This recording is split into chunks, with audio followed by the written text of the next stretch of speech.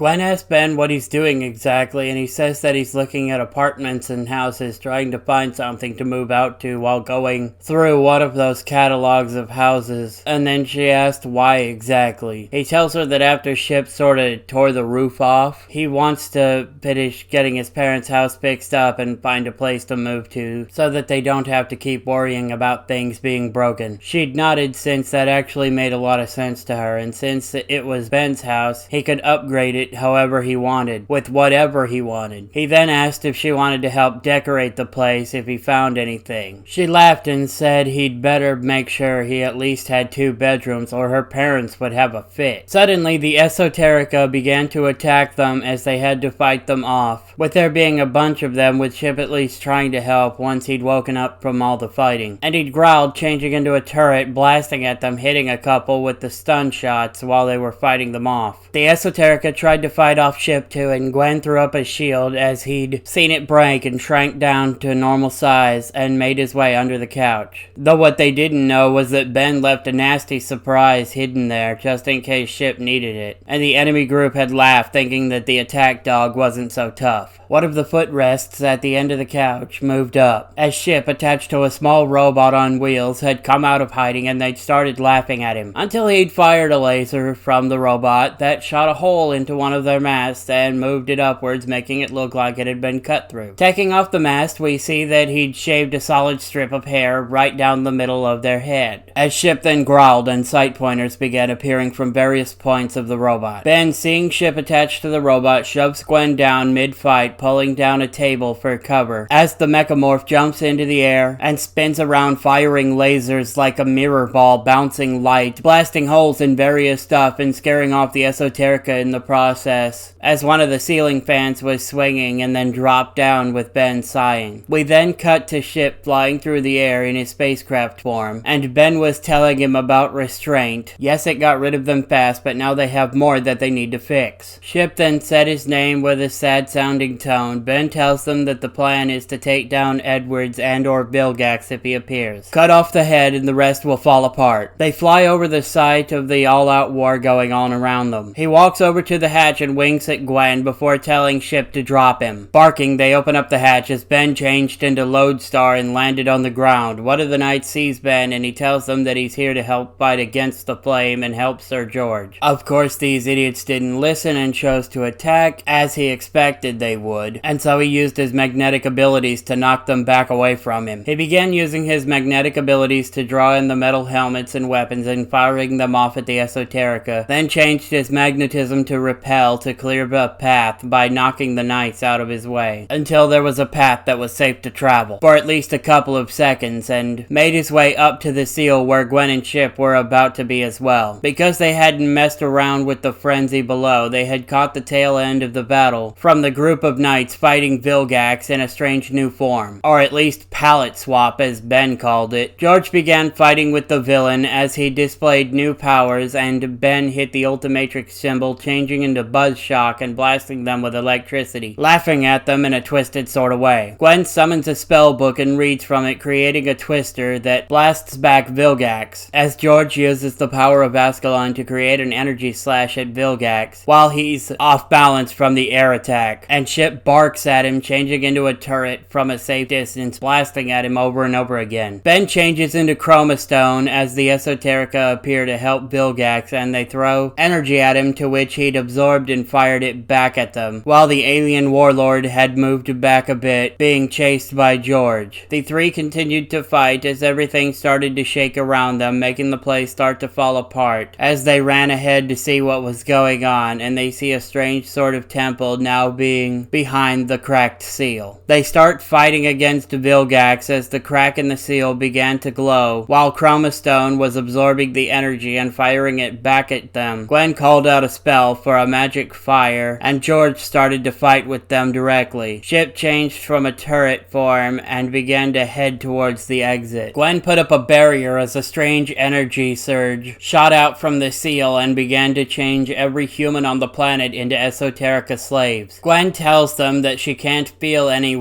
but the three of them and Ship anymore, with Vilgax saying that all now serve the Dagon, creating a large burst of energy to throw at them. Chroma Stone Stone tells Gwen to drop the shield while getting in front of her, and she does so as he then absorbs and redirects it at Vilgax's feet, melting the ground he was standing on and getting him stuck into the ground as it quickly cooled. Ben changes back to human and tells Vilgax without any leverage he's stuck. Gwen says that she'd find a spell to reseal Dagon, and Ben tells her to hurry as she runs off. George says that it seems his pet has shown their cowards back, though Ben corrects him, stating that Ship is a lot smarter than he thinks, while Vilgax calls out to Dagon to grant him more power so that he can prepare the way for his arrival. Dagon grants them more power as he begins to glow and says to salt the earth, before the alien warlord then rips his way from the ground and continued our battle from where we left off, though this time we get Diamond Head joining the battle instead of Edel. The two work together and send him crashing into one of the temple buildings, with Dagon demanding to know what's going on. Vilgax throws the temple building at them, and Ben makes large crystals stand up in a pointed tent formation, protecting them from the impact, before George then cuts the diamond and kicks it at their enemy while they were trying to blast open the seal. This gave them an awful idea as they charged at our heroes, knocking them away from the crystals. Once they were clear, he lifted up the largest crystal he could find and hurled it at the crack in the seal, causing it to worsen and speeding along the process of freeing the Dagon from their imprisonment. Ben then says, mental note, no making extra crystals, before sharpening his hands into blades, ready to continue their fight once more. We see a ship appearing from a hole, and Ben says he was wondering when they'd show up, as Siphon came from the ship, with Vilgax telling him that he'd taken his time getting there. They apologize to their master, but says that he has everything that they have requested. The crack in the seal began to glow brighter than before and fall apart as finally they hear laughing and run to the hole in the cave roof to see the Dagon had appeared at last.